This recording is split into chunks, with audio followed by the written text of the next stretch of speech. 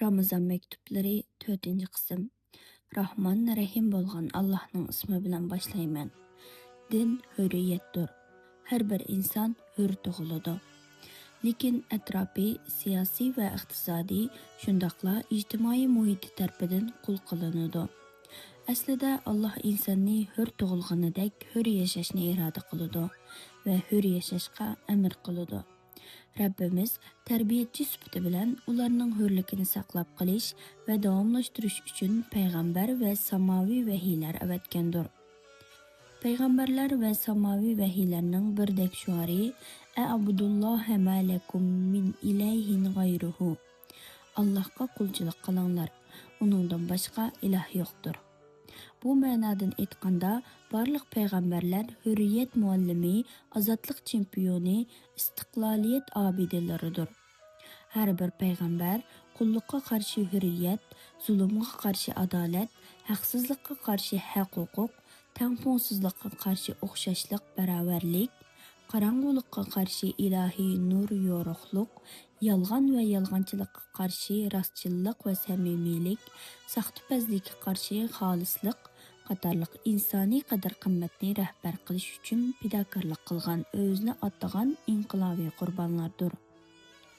Musa va Harun Fir'avnning bosqinchiligiga qarshi "Ey Fir'avn, sen qul qilib olgan Bani Isroilni bizga qo'yib ber" degan edi. Qulluqqa qarshi shuarni Fir'avn oldida jakarlagan edi. Ulug' payg'ambarimizni sifatlagan Allah deyish orqali eng oxirgi payg'ambarningmi qulluq kishan zanjirini uzib tashlaydigan payg'ambarga agishinglar. Qulluqqa qarshi turish vazifasini o'ttirg'a qo'ygandir. Hazreti Ömerning Ömer ibn Asqa onalari hur tuqqan insonlarni qul qilishni sizlarga kim ta'lim berdi degan so'zi dal uning ilohiy fikri tasavvurining hur o'g'loni Muhammadiy da'voning faruq ekanligining nishonisidir. Bir qilich bersi Xudo kesdab uningga buyursam, uzsa xalqim bo'ynidan qulluq kishan zanjirini. Ger xarabkan alvatan kallamni kessun u qilich, ko'rmusun shavqi ko'zi qulluqda al taqdirini degan o'tliq she'ri bilan qulluqqa qarshi hurlikni tug' alam qilib qo'yib ketgan otamiz qutlug' shavqi-mu dal Muhammadiy da'voning qalam va alamchisi edi.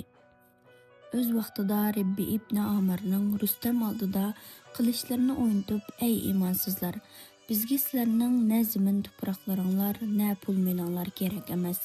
Biz faqat insonlarning qulluqidan ozod qilib, qulluqqa loyiq bo'lgan bir Allohga qul bo'lishning yo'llarini ko'rsatgani keldik" degan dunyoga dastan so'zlari ham Muhammadiy da'voning yarqinlari edi.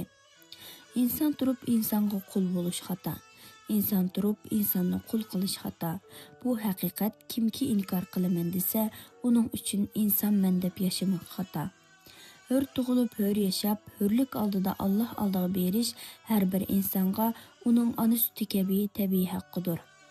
Alloh hür yashab, hür o'lishga muvaffaq qilg'ay.